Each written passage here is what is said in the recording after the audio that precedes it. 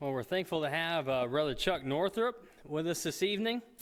He was raised in Kansas and married former Jody Casebolt, also of Kansas. They've been married for over 50 years, which is a long time to be with Brother Chuck, I can tell you that. But they have raised 4 children, have 10 grandchildren. He has labored in local works in Texas, Kansas, Missouri, Oklahoma, and Arkansas.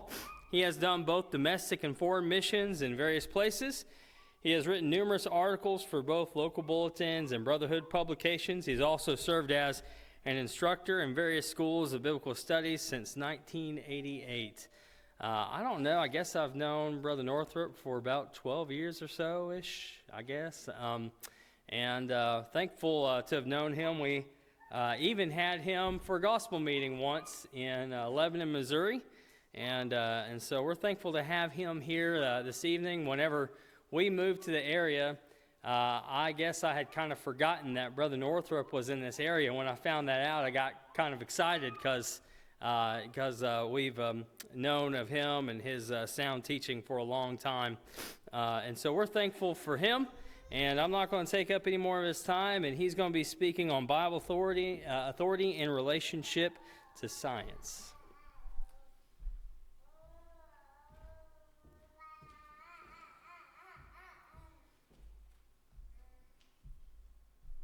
No problems, Jesse.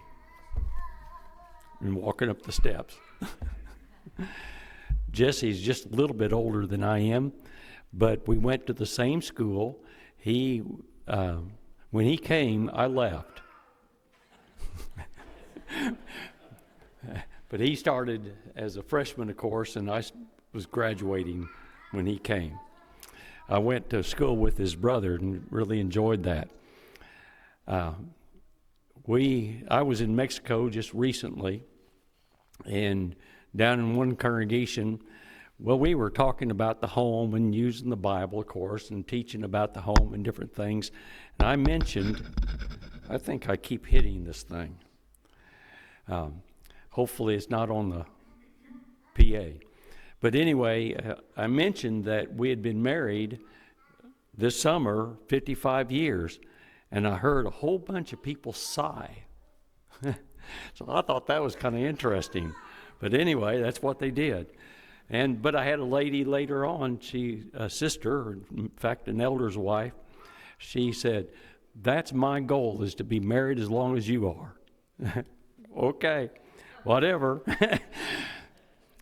Well, my goal is to be married till death do us part. So anyway. Why do you believe what you believe? Why do you believe the Bible? Why do you believe in the authority of the Bible? Why do you believe in science? Hopefully, you believe in something because of evidence. However, more often than not, people believe because of other reasons. Other factors enter in. Sometimes people's belief is solely upon emotions. And we know people like that, do we not? Other times people believe various things based upon peer pressure, what everybody else is believing. And other times people believe because of bias. And we know people like that simply are biased, and so they believe what they believe. Well, most likely every person can identify with each one of those different things, each of those factors, and possibly some others. Well, the purpose of this lesson is to reason out some necessary conclusions that we ought to come to concerning Bible authority and science, in relationship to science. Now, to do that, we're going to look at some definition of terms, and I've always found it interesting that sometimes we need to just simply define our terms so that everybody's on the same page. Now, I think all of you know what the Bible is. But it is an interesting word. It actually simply means book. That's all it means.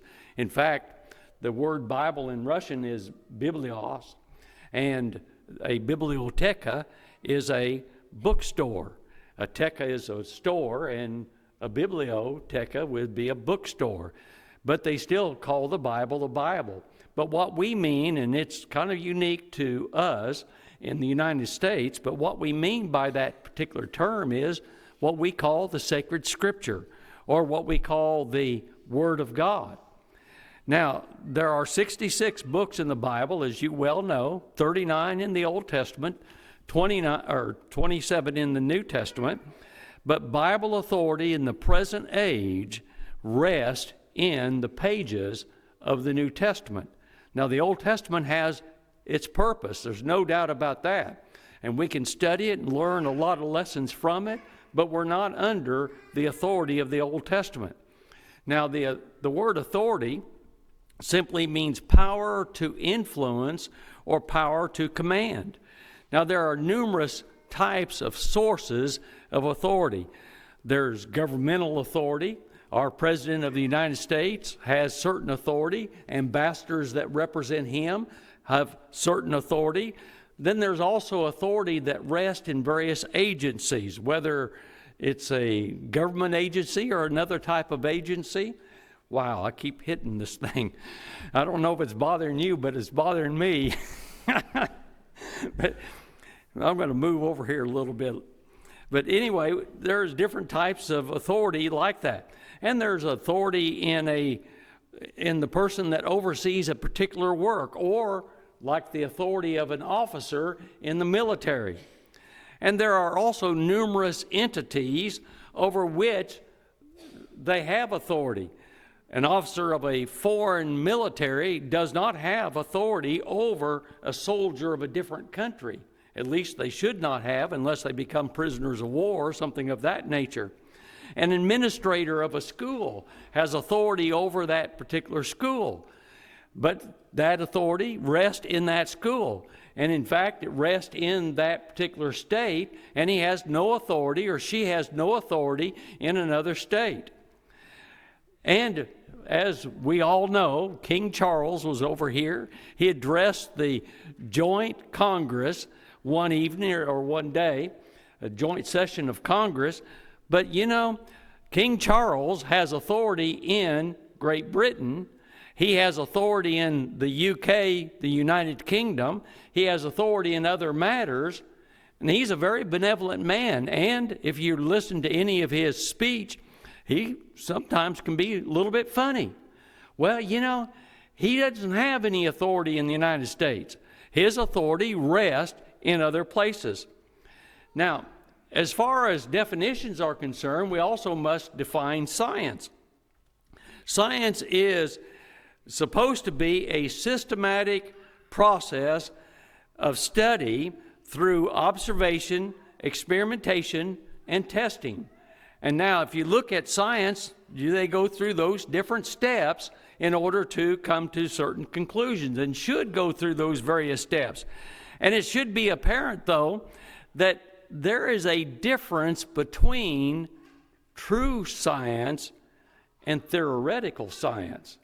Now, theoretical science is what we mean by that is science is based upon theory, and we'll talk about that later on.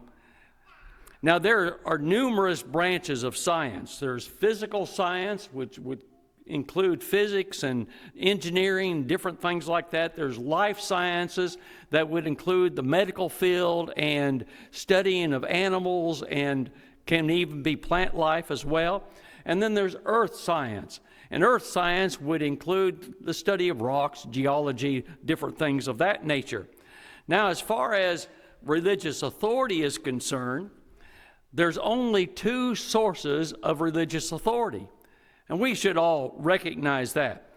A few days after Jesus made his triumphal entry into the city of Jerusalem, he was found teaching and preaching in the temple. Matthew chapter 21, verses 23 through 25.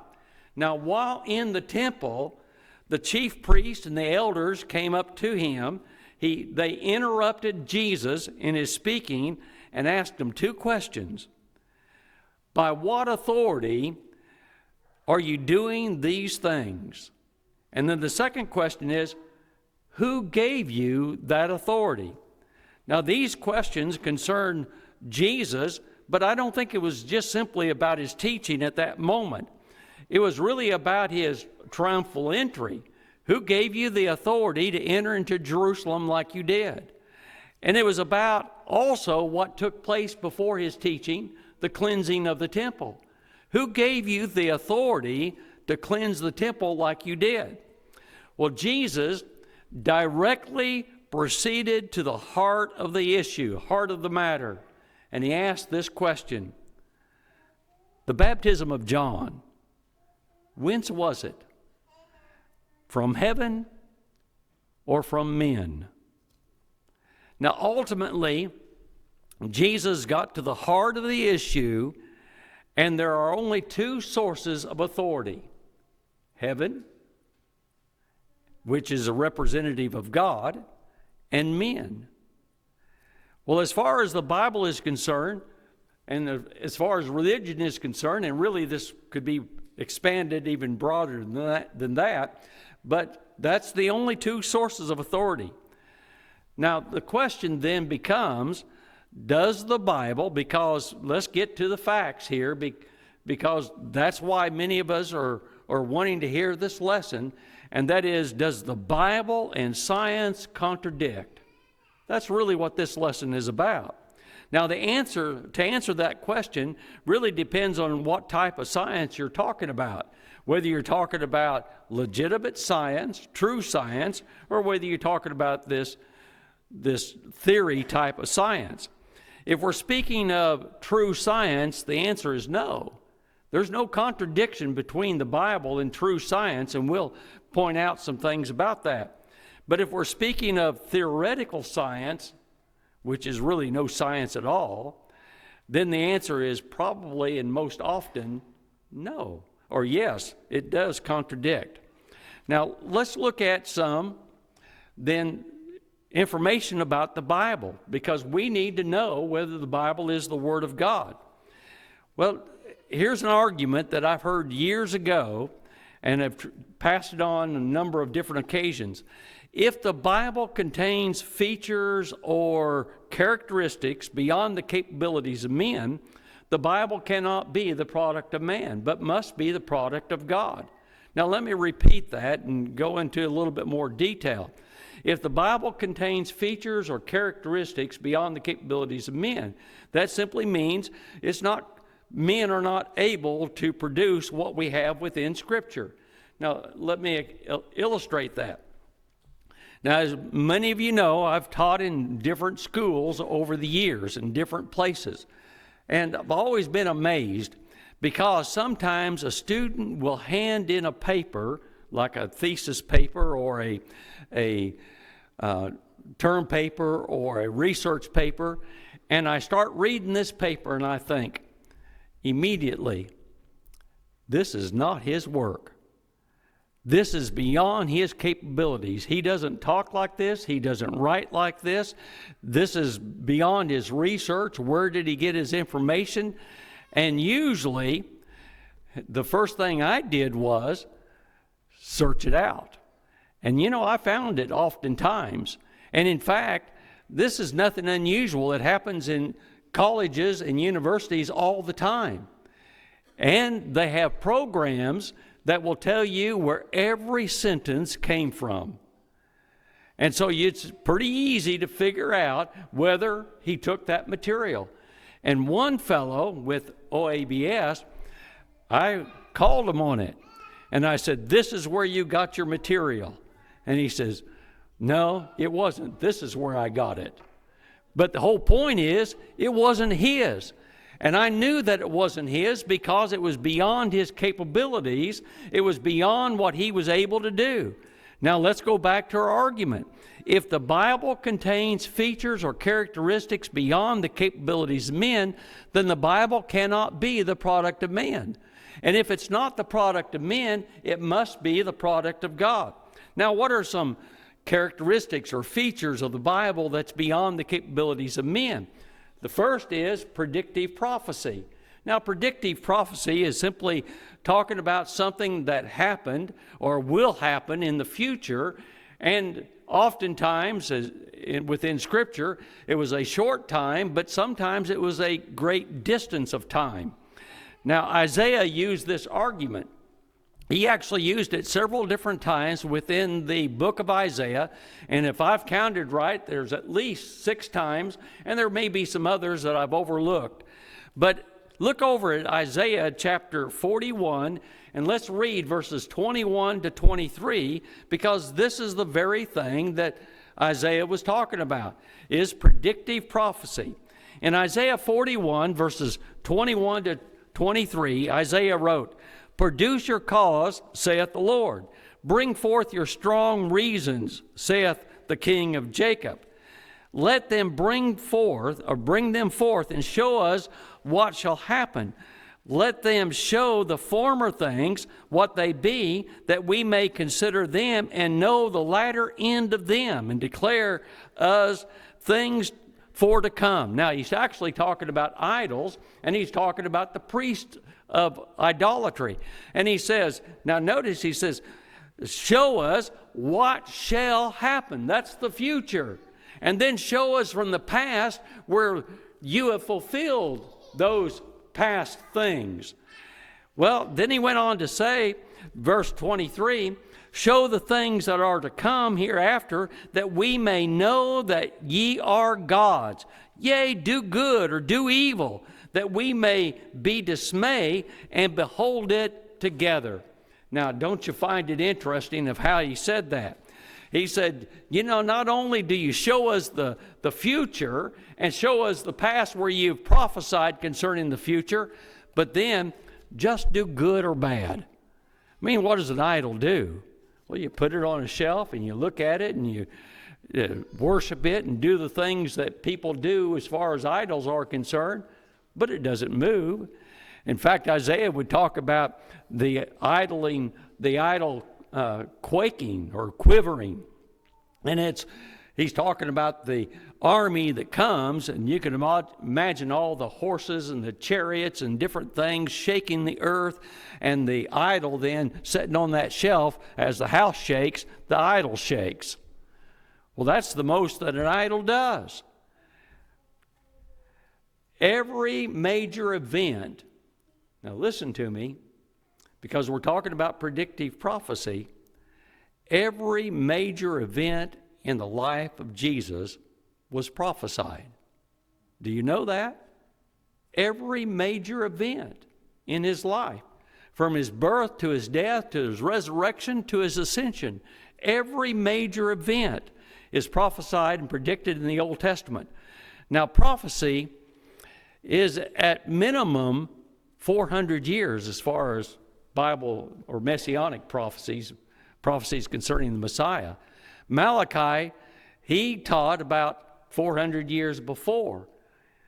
Now, but Isaiah and Micah also prophesied concerning the coming Messiah, and they were about 750 years before. And then David also prophesied in the Psalms of the Messiah, and he was about 1,000 years before. And Moses predicted the coming of the Messiah, and he was about 1,550 years or 1,450 years before. So we're talking about something beyond the capabilities of men. Now think about it this way. Can you imagine somebody in about 1626 prophesying of President Trump? I mean, that's a joke. I mean, the United States didn't even exist at that particular time, and then someone says there's going to be a president of the United States that's going to be named Trump. Well, that's beyond the capabilities of men. In fact, think about it this way. You ever watch the weather? You ever look at a weather app? Yeah. How many times do they get it right? Not very often. It is amazing how few times they get it right. We don't have the capabilities. Now, someone says, yeah, but somebody prophesied this or prophesied that 100 years ago or whatever. But then when you start looking at what they said, about 90% of it is wrong. They just happen to get something right. That's not the prophecies of the Old Testament. No, That's beyond the capabilities of men. Another thing that is beyond the capabilities of men is Bible unity. You know, the Bible is written by about 40 men. Now, I know that the congregation here has elders, but I've been in a lot of congregations that didn't have elders, and we meet together, and sometimes just a few men, and sometimes it's hard to get everybody in agreement, and only with a few men, not 40 men. But then you take it a step further.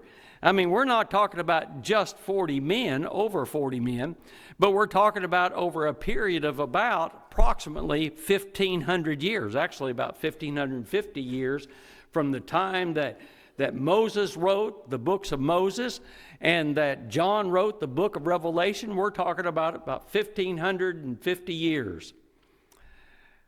And so you have this great expanse of time. Do people think and write and when you read writings of 100 years ago, do they think like we do today? No. I enjoy reading McGarvey, but sometimes McGarvey's hard to understand. And it's not because he's difficult, it's just because of his language, because he lived 100 years ago. And so it is then that here it is, these men, and they came from different backgrounds.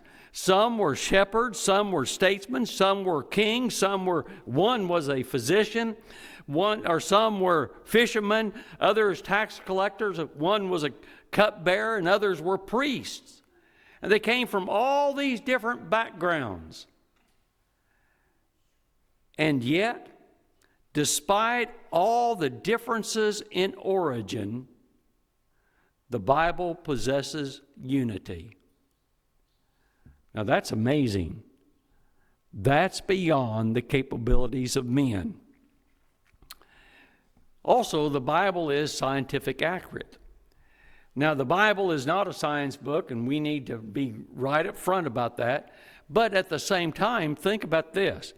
If the Bible is inspired of God, and God is all-knowing, God is omniscient, so then if God is omniscient, wouldn't it agree with true science? Well, you would expect the Bible to agree with true science. Well, there are a number of different things. Now, this is a lesson in itself, and we're not going to be able to go into a lot of detail, but the Bible is not a science book, but there are things that are scientifically sound. Now, let me give you an example of this. There was a man named Herbert Spencer. He lived from 1820 to 1903. He was a British philosopher and a scientist, and he spent a lifetime of study. And he said, basically, there are 5 fundamentals of science: time, force, action, but his action would be what we would call energy, space, and matter. Moses declared those same things 3,300 years before Spencer. And it's interesting, they're found in the very first verse of the Bible. In the beginning, God created the heavens and the earth was without form and void, etc. So in the beginning, time, God, force, created energy or action, the heavens, space, and the earth, matter. And so all 5 fundamentals of science were declared by Moses about 1,500 years before, or 1,400 years BC.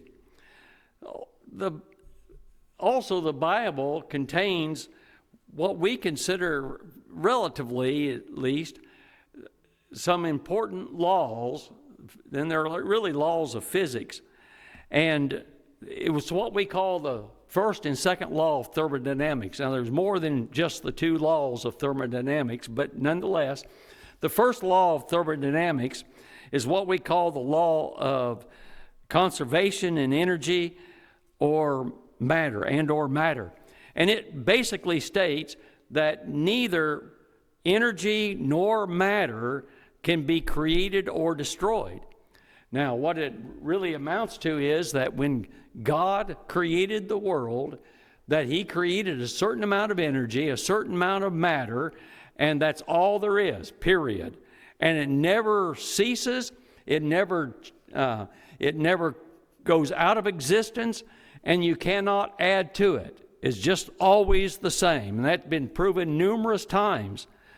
Well, listen to Genesis chapter 2 and verse 1. Thus the heavens and the earth were finished, and all the host of them. Well, that's the first law of thermodynamics. Moses declared it 1,450 years previous to this. And the word finished is finished action. It's complete action without continuation. In other words, all the energy, all the matter that's ever been in existence started when God said, let us make man, and 6 days later, he finished his work. Now, the second law of thermodynamics is the law of increasing entropy. And that says that everything is running down or wearing out. Now, matter doesn't cease. It just goes from one form to another. And the same thing is true with energy. Energy doesn't cease. It just goes from one thing to another. Now, years ago, I worked for Beach Aircraft, and it was bought out by some company. I don't remember what it was. And they were talking about starting a petroleum factory, and they would produce this energy out of this thing, and instead of letting it go off into the space, they would reuse that energy over and over and over until they ran out of it. Well, it went from a usable state to a non-usable state. It's still there. It just goes from different states. And so that's the law of, or the second law of thermodynamics. Now let's get down to practicality. That's why your clothes wears out. That's why it was so marvelous when the children of Israel wandered in the wilderness for 40 years, their clothes did not wear out. Now I know that some people, they change clothes all the time. I mean, we raised a couple of daughters, and they were always buying new clothes. But that was because of style, not because they were wearing out.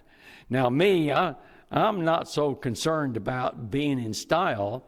And so usually when I get something new, as far as clothes are concerned, unless Jody just decides I need something, so sometimes she does. But anyway, I usually get something new because something's worn out. I'm not concerned with style, but that's not always the case. But things wear out, and we have to replace them.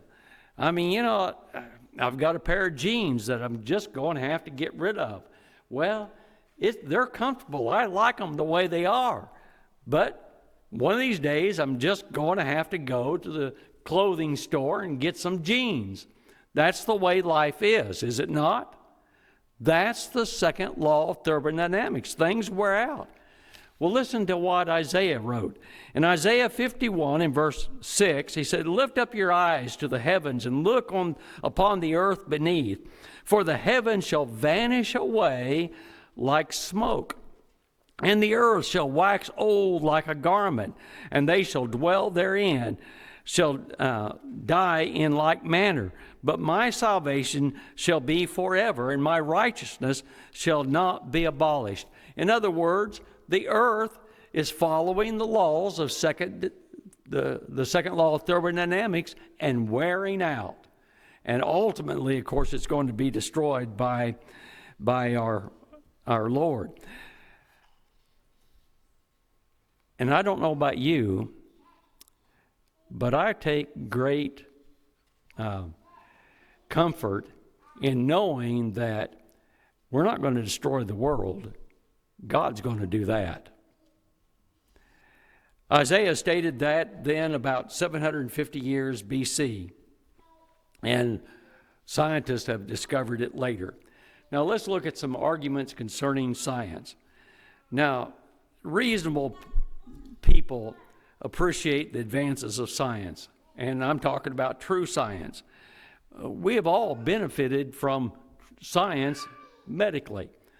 I think about when I first started preaching back in, and my granddaughter will finish this, back in none of your business, 19 none of your business, but anyway.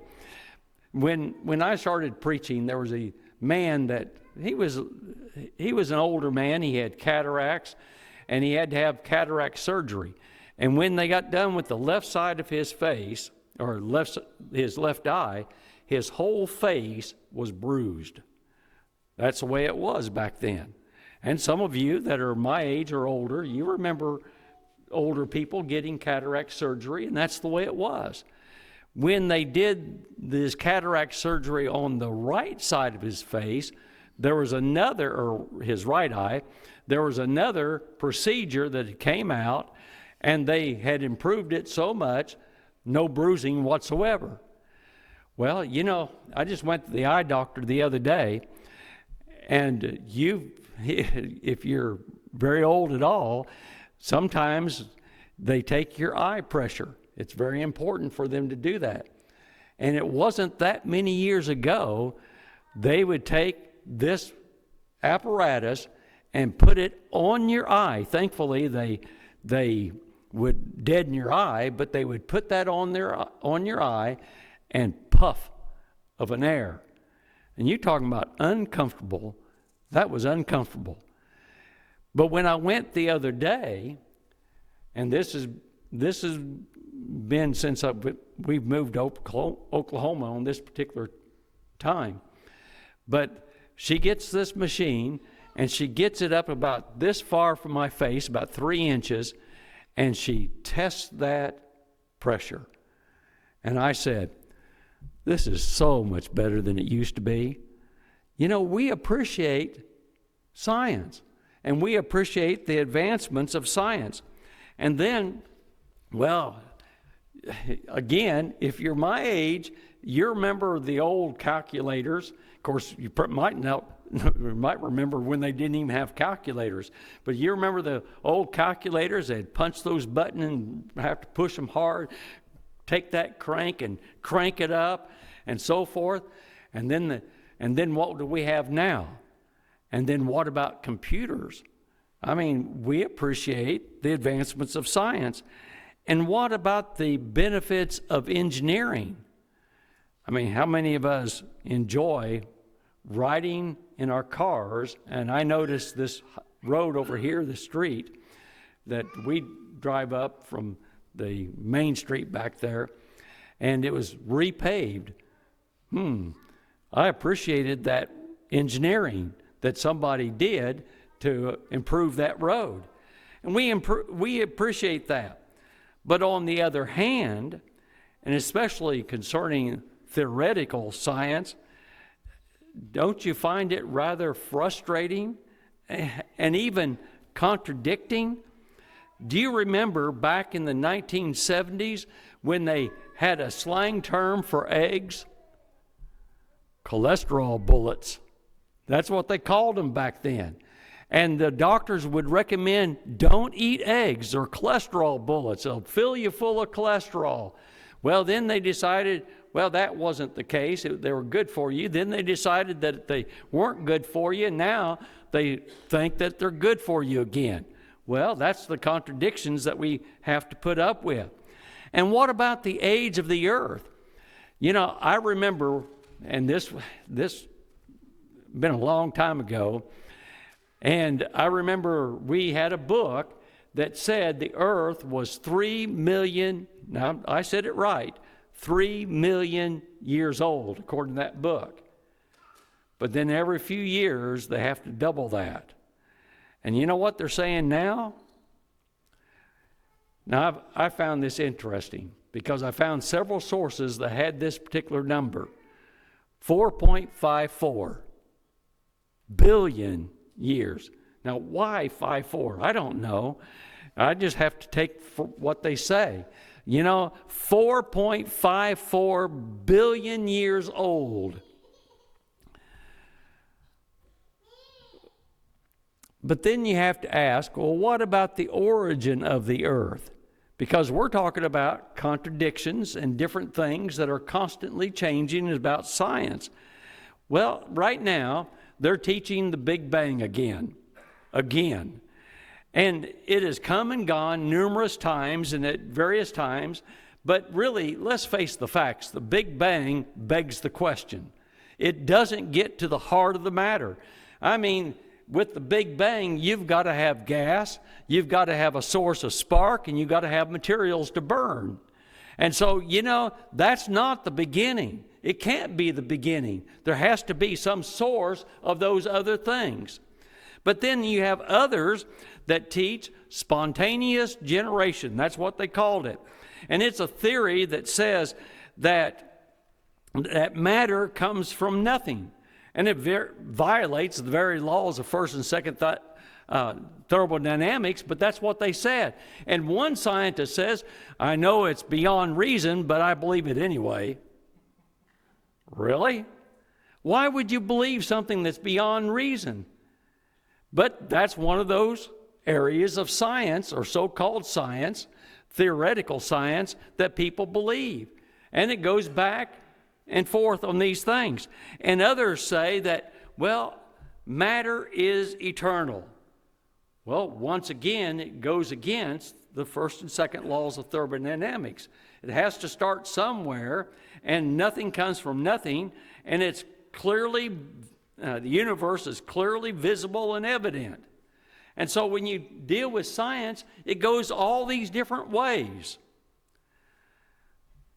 But let's consider some arguments that sometimes those that believe in theoretical science, especially the evolutionists, make. One argument that they make is concerning human pain and suffering. In fact, some have said that this is the strongest argument made by the atheist, is human pain and suffering.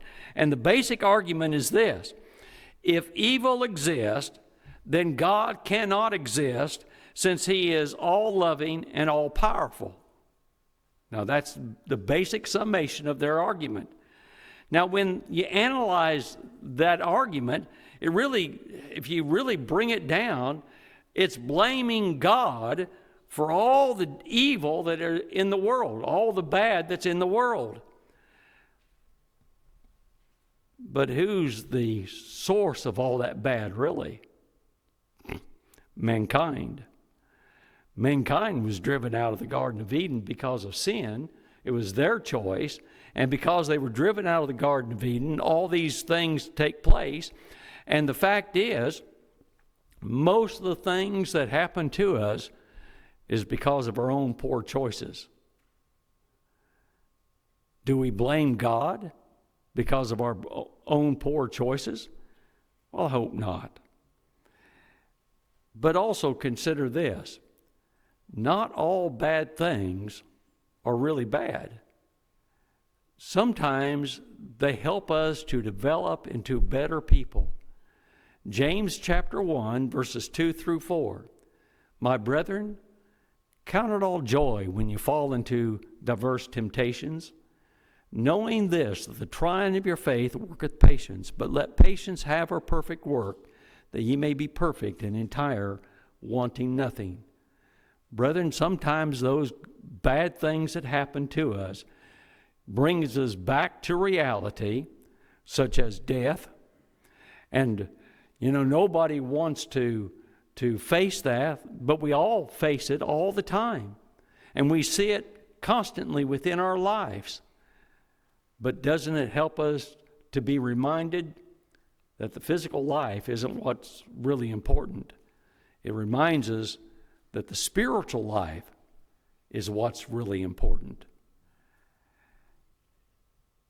And we're being refined by fire, or maybe I should say refined like silver and gold.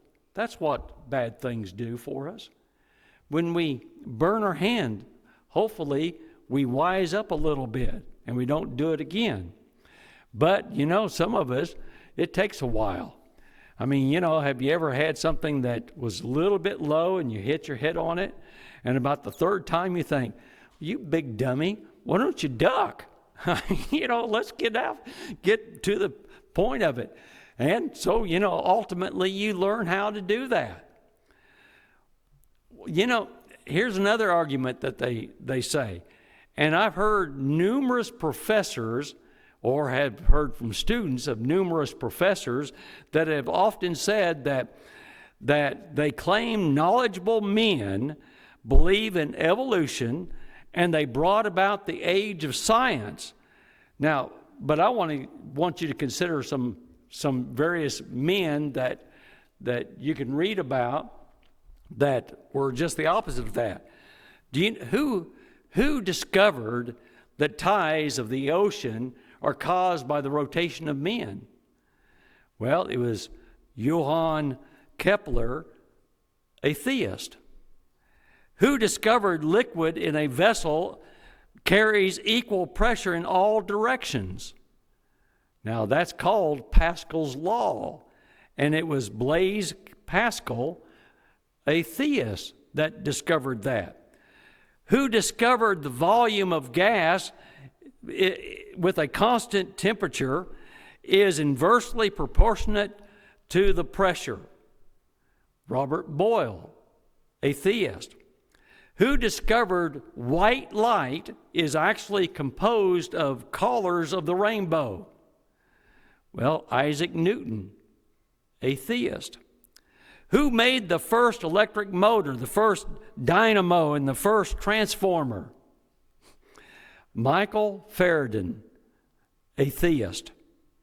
Who discovered living things only come from living things? It's what's called the law of biogenesis. Louis Pasteur, a theist. Who developed 118 products, different products from sweet potatoes, and 300 products from peanuts? Well, some of you might know this. George Washington Carver, a theist. Who received the Nobel Prize in physics for his service to theoretical physics? Albert Einstein, a theist. Who was the pioneer of modern rocketry and helped develop the 4-stage Jupiter rocket, which, by the way, ultimately came to become, there was stages in there, but ultimately became the rocket that was sent to the moon? You knew who that was? Werner van Braun, a theist. Who helped men to map out human DNA? And this is the most recent one that I have. Map out human DNA, and was the director of the National Genome Research Institute. Well, the name is Francis Collin, and guess what? A theist. Brethren, don't let them fool you. And young people, don't let them fool you. The fact is, there are some great men that are theists, and they brought about the age of science. In fact, when I was thinking about this, there's a young man that, I say young man, he's really not all that young anymore, but anyway, I knew him when he was in high school and actually taught him the gospel. And he went off to college, went over to OSU, or OU rather. No, OSU. Get that right. Wow. He went to OSU, got his engineering degree, and ultimately has a doctorate in engineering. And I taught him the gospel, but when he left, he wasn't a Christian. And he went to OSU, got him a dorm room, and it just happened to be the assigned person in his dorm room was a member of the church. And they continued talking, and he ultimately became a member of the Lord's church. And our daughter calls him a rocket scientist, because that's really what he is. He's an aeronautics engineer, and he has an extremely high degree in that. But then I also appeared on a lectureship several years ago with a man who works for NASA, who is also a rocket scientist, and he was a member of the church. And it is interesting that he had been an atheist, and he got to thinking about morality and where did morality come from. And he used his topic was concerning apologetics, and he used several arguments concerning morality and where it comes from. I mean, the fact is, there are no moral standards, period. No ethical standards, period. as far as evolutionists are concerned, as far as atheists are concerned. We have those because of what God's provided for us. But then, people will say, well, okay, I understand that there are some great men of faith that, or at least theists, that were part of science. But what about theistic evolution? Well, let's face the facts. Theistic evolutionists have just simply compromised. That's all there is to it. And just be blank and forward about it. They have compromised the truth. But they use such passages as 2 Peter 3, verse 8. But beloved, be not ignorant of this one thing, that one day is with the Lord as 1,000 years, and 1,000 years is one day. Now, what's interesting about that is they only use the first part of it. They don't use the second part of it. They'll say, well, 1 year is, or one day is like 1,000 years. But that's not what the verse says. It says one day is like 1,000 years, and 1,000 years like one day. And they'll apply it somehow to Genesis 1, and they say, there it is. It's like 1,000 years. But then they get millions out of that, or billions out of it. Well, there are some numerous changes theistic evolutionists have to make. And the first is, well, you have to change the days to eons of time in Genesis chapter 1, but you also have to change the order of creation. I mean, when were dinosaurs created? The sixth day of creation, and yet they have them before creation. And then you have to have the dinosaurs eating something, and so you have plant life existing before plant life were created. But then you also have the difficulties of those things, such as the yucca moth and the yucca plant. And I know that I probably said that wrong, because in Oklahoma that's what we say, yucca, or at least that's the way I've always heard it. But in other places they say, no, it's supposed to be pronounced this way. Well, okay. But I think you know what I'm talking about. And they are 100% dependent upon the other. You can't have a yucca moth without having a yucca plant. And you can't have a yucca plant without having a yucca moth. They have to be made about the same time. Evolution doesn't, and theistic evolution doesn't coincide those things. Well, then, what about, this is really, to me, the whole heart of the matter. What about direct statements that are made within Scripture?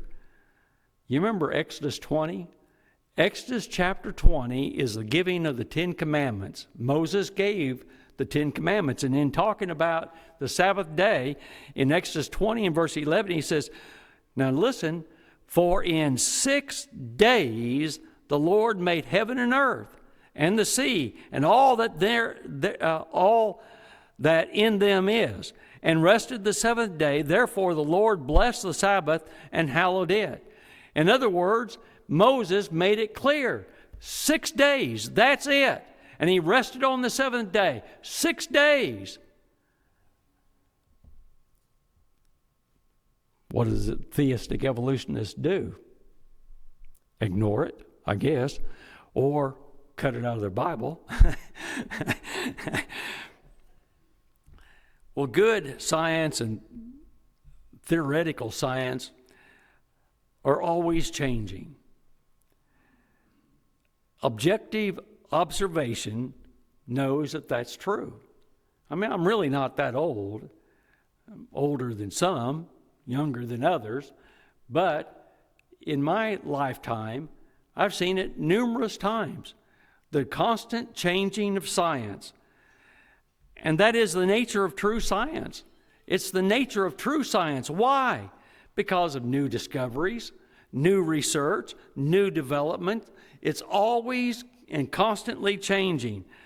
And that is most certainly true with theoretical science, because it is based upon the ever-changing minds and thoughts of men. The Bible, though, is just the opposite of that. The Bible will always be and never will change. In Matthew chapter 24 and verse 34 or 35, heaven and earth shall pass away, but my words shall not pass away. 1 Peter chapter 1 and verse 25, but the word of the Lord endureth forever. And this is the word which by the gospel is preached unto you. It will endure forever. Now, where do you want to put your trust? Where do you want to put your hope? In something that is constantly changing, or in Jesus Christ, the same yesterday, today, and forever? Hebrews 13 and verse 8. I don't know about you, but if I'm going to put my trust and my hope in something, I want it in something that never changes. You know, with science and the constant changing of that, no wonder sometimes people have difficulty and think, well, I don't know where I'll spend eternity.